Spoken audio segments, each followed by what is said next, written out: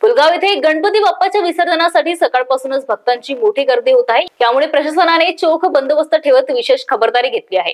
वर्धा नदी काठी भाविकांची वाढती गर्दी लक्षात घेता प्रशासनाने आवाहन केले आहे की हारफुल बेल नदीत न टाकता त्यासाठी तयार केलेल्या निर्मल कुंडातच टाकावी, तसेच गणेश मूर्तीचे विसर्जन नगर परिषदेकडून तयार केलेल्या कृत्रिम तलावातच करावे।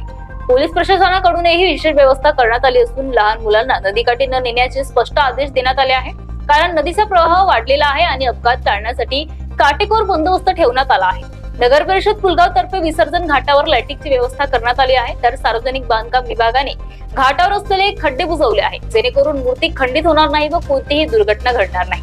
भाविकांनी नदीत न उतरता कृत्रिम तलावातच विसर्जन करावे। लहान मुलांना नदीच्या प्रवाहाजवळ न नेण्याचे आवाहन करतो। सुरक्षिततेसाठी आम्ही पूर्ण बंदोबस्त केला आहे असे त्यांनी सांगितले आहे। सर्वप्रथम आज दिनांक 6/9/2025 रोजी गणपती विसर्जन मोठ्या प्रमाणात होत आहे। त्यामध्ये सार्वजनिक तसेच खाजगी घरगुती गणपतीचं विसर्जन होत आहे। त्यानिमित्ताने नगर परिषदतर्फे कुंडामध्ये साफसफाई करून लहान मूर्ती छोटी मूर्ती विसर्जन होत आहे।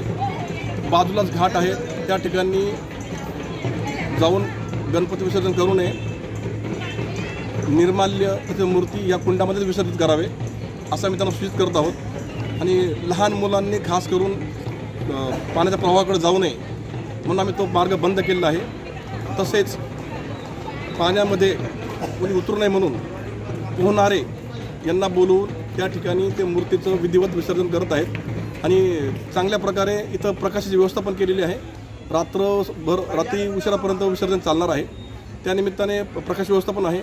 आमचे पोलीस अंमलदार पोलीस अधिकारी इथं आम्ही नेमणूक केले आहेत। आम्ही सतर्क आहोत, कोणत्या प्रकारचं गणेश विसर्जन करताना सतर्क आम्ही काळजी घेत आहोत।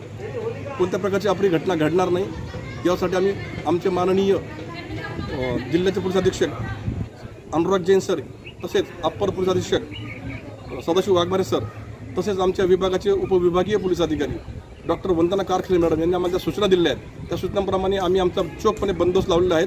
विसर्जन घाटावर पण बंदोबस्त आहे, मिरवणूकमध्ये पण बंदोबस्त आहे, फिक्स पॉईंट पण लावले आहेत। सर्व मिरवणूकपासून ते विसर्जनपर्यंत सर्व प्रकार सुरळीत पार पडेल यासाठी आम्ही सतर्क आहोत। महाराष्ट्र TV 24 करिता संतोष देशमुख, वर्धा।